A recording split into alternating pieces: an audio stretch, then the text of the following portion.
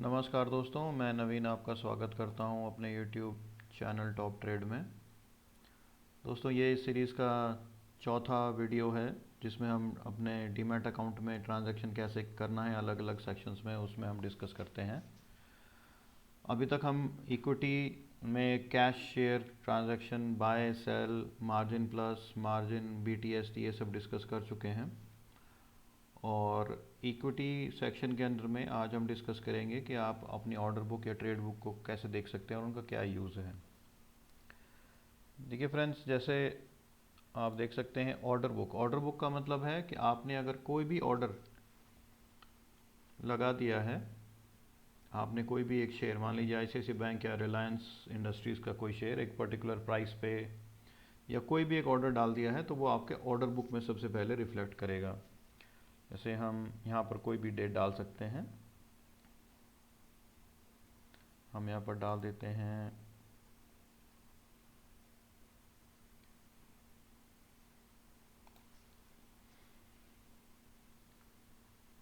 तो यहाँ पर हम देख सकते हैं ये ऑर्डर बुक है हमारी। इसमें हमने जितने भी ऑर्डर डाले हैं 25 अगस्त को, 25 अगस्त को, वो सारे ऑर्डर्स इसमें हैं। क्योंकि हमने ट्रेड उसी दिन किया था डेमोन्स्ट्रेशन पर्पज़ के लिए, तो सिर्फ उसी दिन का ऑर्डर हम लोगों को दिखा रहा है ये। और जितने भी दिन का इस रेंज के बीच में दिन होंगे उनमें सबका ऑर्डर आपको दिखाई देगा।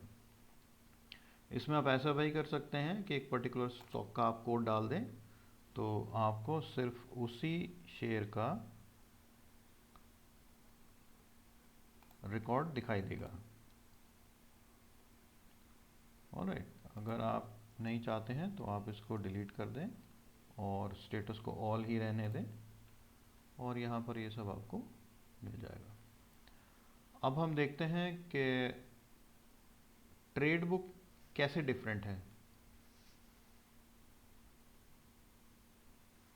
देखिए, एक हम एग्जांपल लेते हैं। यहाँ पर ये एक ऑर्डर था भारती एयरटेल का।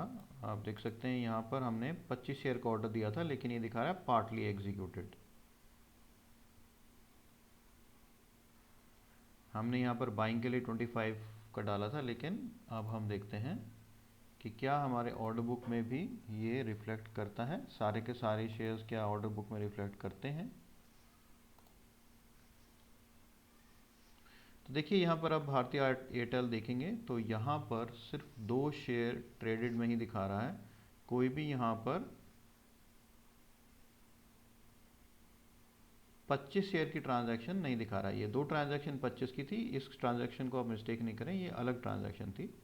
अगर हमने मॉर्निंग में बाय किया था तो आफ्टरनून तक हमें उसमें से निकल जाना था, क्योंकि ये इंट्राडे ट्रेड था। तो हमने 2 ट्रेड उस दिन 25 के डाले थे।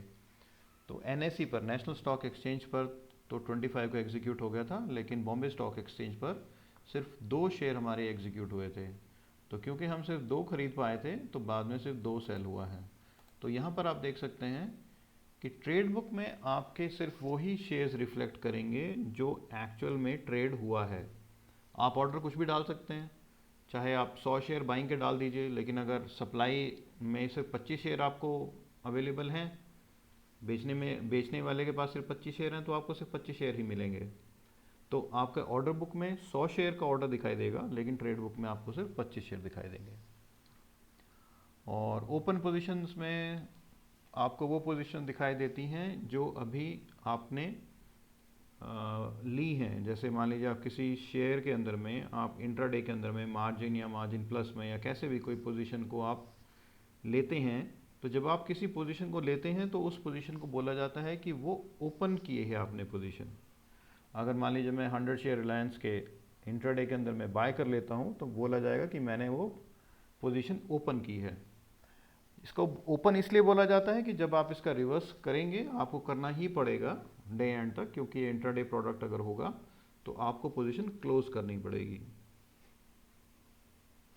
डीमैट एलोकेशन एक फैसिलिटी इसको कह सकते हैं। ये है कि जैसे आपको कैश शेयर के ट्रांजैक्शन से पहले पैसे को एलोकेट करना पड़ता है, वैसे ही जब आपको शेयर्स के ट्रांजैक्शन करना पड़ता है, शेयर का बाय या सेल करना पड़ता है, तो आपको पहले शेयर को एलोकेट करना पड़ेगा। जब हमने शेयर खरीदा था तो हमने पैसे को एलोकेट किया था, और जब हम शेयर को बेचेंगे तब भी हमें शेयर को एलोकेट करना पड़ेगा। तो ये एक फैसिलिटी है, यहाँ पर आपको डीमैट एलोकेशन आप यहाँ पे जाके कर सकते हैं, एलोकेट या डी एलोकेट आप अपने अकाउंट में से कर सकते हैं यहाँ पर। तो यहाँ पर देखिए एलोकेटेड क्वांटिटी दिखाई दे रही है, और ज़्यादातर ब्रोकरेज हाउसेस के अंदर में ये फैसिलिटी ऑटो एलोकेशन की होती है, यानी आपको फिजिकली एलोकेट करने की ज़रूरत नहीं पड़ती। ये आईसीआईसीआई डायरेक्ट में आप चाहें तो एलोकेट कर सकते हैं, नहीं तो इनका एक ऑटो एलोकेशन का भी है, जो भी शेयर आएगा वो एलोकेट अपने आप हो जाएगा आपके अकाउंट। बास्केट ऑर्डर में है कि आप एक अच्छा खासा ऑर्डर लगा के रख सकते हैं। आप मान लीजिए यहाँ पे कोई स्टॉक है, आईसीआईसीआई बैंक आपने यहाँ पर रख दिया, और यहाँ पर आपने रिलायंस इंडस्ट्रीज रख दिया,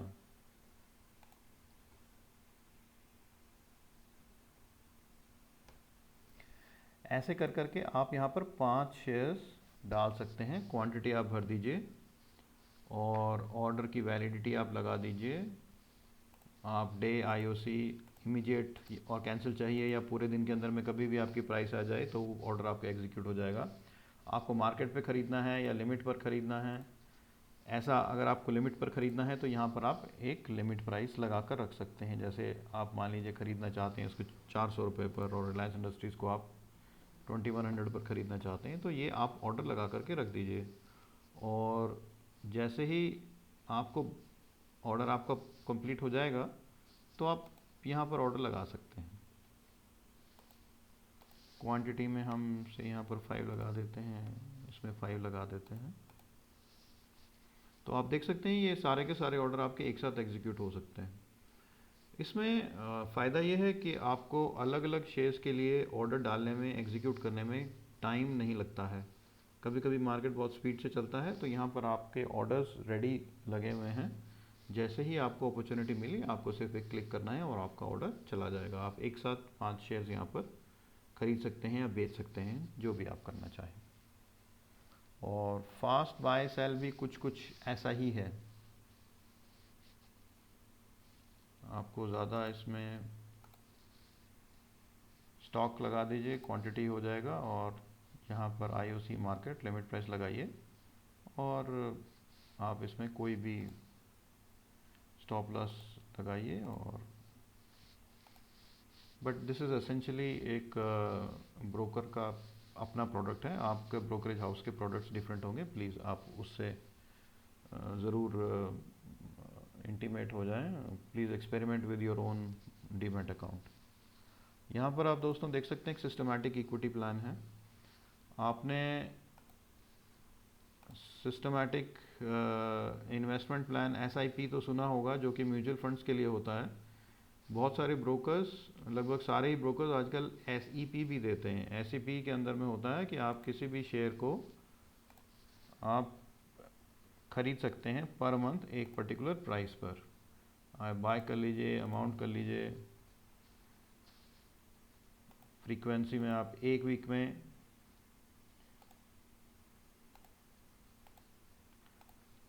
यहाँ पर देखिए मैंने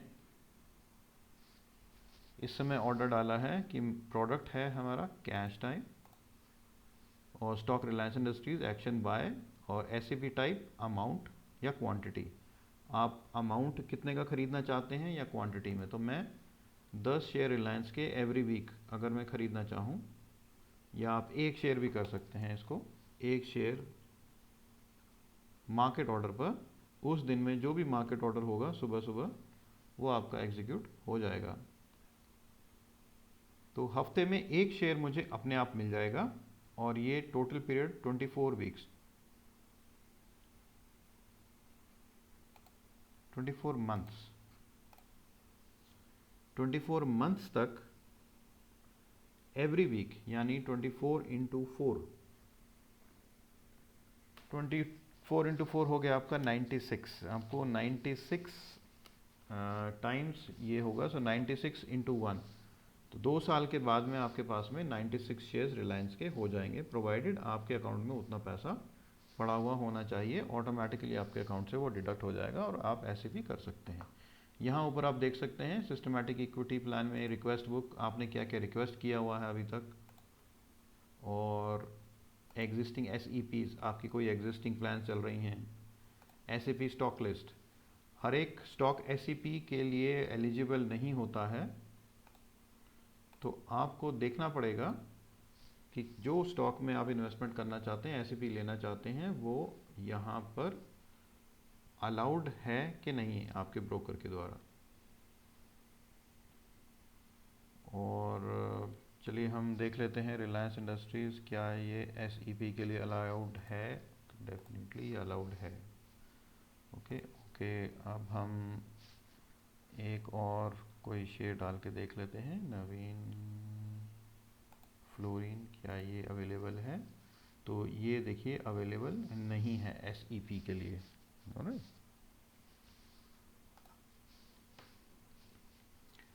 ये exchange traded fund SEP stock list है, से आप म्यूचुअल फंड नहीं बल्कि आप किसी SEP करना चाहते हैं किसी ETF के अंदर में, तो यहाँ पर आपको सारे जितने भी ETFs हैं सबका आपको नाम मिलेगा। आप मान लीजिए गोल्ड ETF में करना चाहते हैं, HDFC गोल्ड ETF, तो आप यहाँ पर सेलेक्ट कर सकते हैं। ओके, सो यहाँ पर हम HDF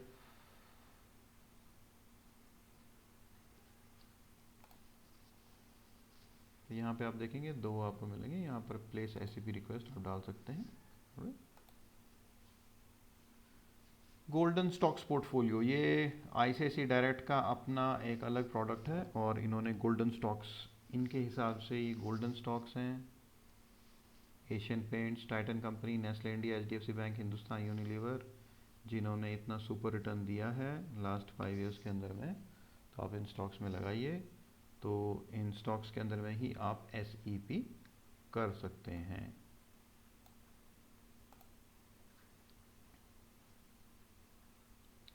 अब हम आते हैं प्रोजेक्शन, कैश सिक्योरिटी। प्रोजेक्शन में आपको वो दिखाई देगा जो अभी तक आपके अकाउंट में आया तो नहीं है, चाहे शेयर हो या कैश हो, लेकिन वो ट्रांजैक्शन में है।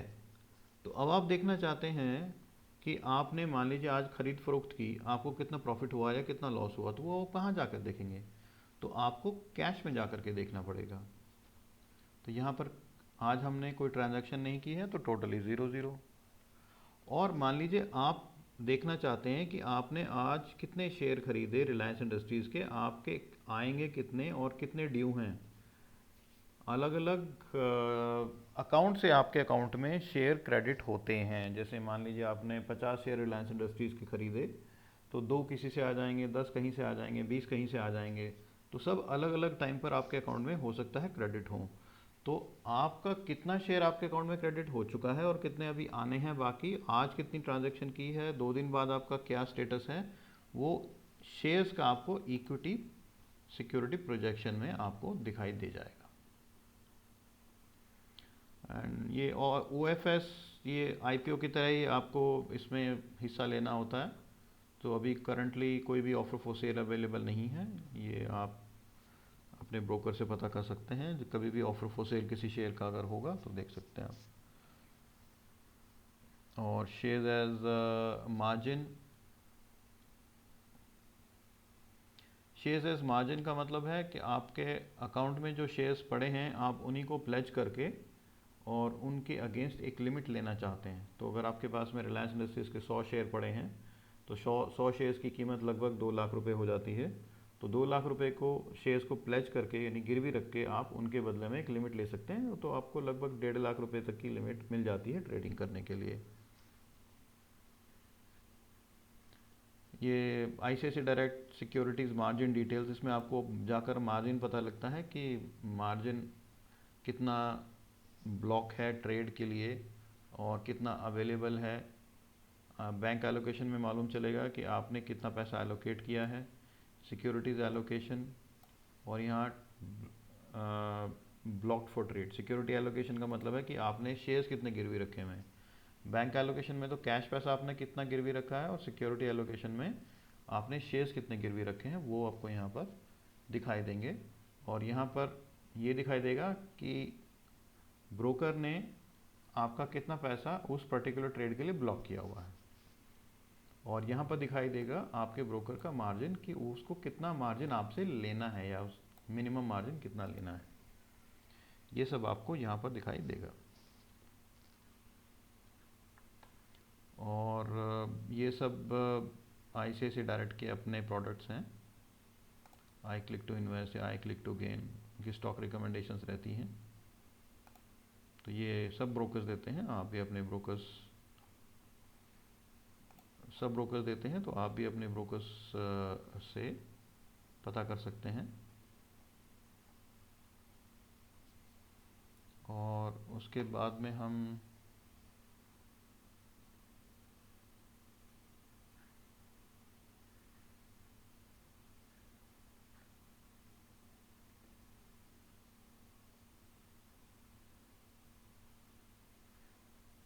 आ जाते हैं ETF list, exchange traded fund list.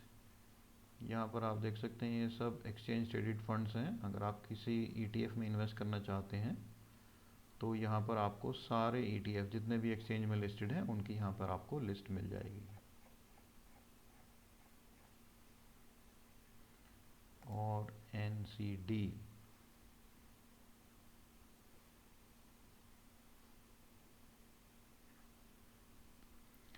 यहाँ पर आपको देखिए top traded NCD national convertible debentures और बॉन्ड्स का सेक्शन है। अगर आपने ख़रीदना है तो यहाँ से आप ख़रीद सकते हैं। टैक्स फ्री बॉन्ड्स का आपको ये सेक्शन है, यहाँ NCD मिल सकते हैं। और यहाँ पर आप इंफ्रास्ट्रक्चर बॉन्ड्स खरीद सकते हैं। अगर आप बॉन्ड्स में इंटरेस्टेड हैं तो यहाँ पर आकर आप इन्वेस्टमेंट कर सकते हैं। और यहाँ पर देखिए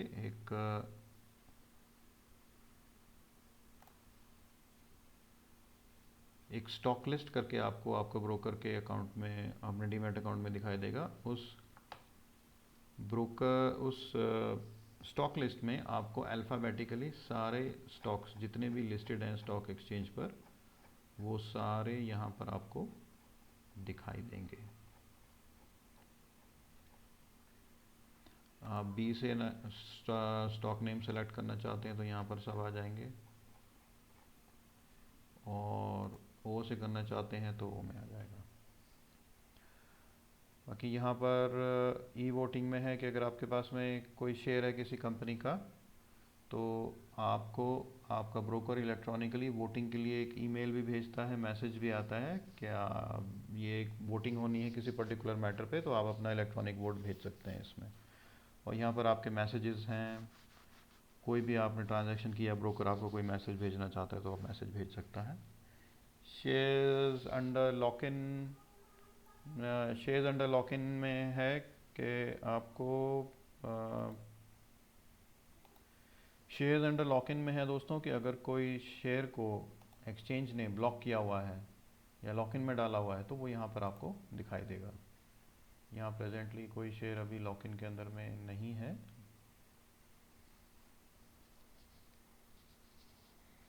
और ई मार्केट वॉच, ये भी ICICI डायरेक्ट का अपना प्रोडक्ट है। आप अपने ब्रोकर के अकाउंट में जाकर के देख सकते हैं। ई मार्केट वॉच में सिर्फ ये एक अलग तरीके का डिस्प्ले करने का मेथड है। आप इस पर क्लिक करेंगे तो आपके स्टॉक्स की अपनी एक अलग लिस्ट आ जाएगी, आप उसमें वॉच लगा सकते हैं।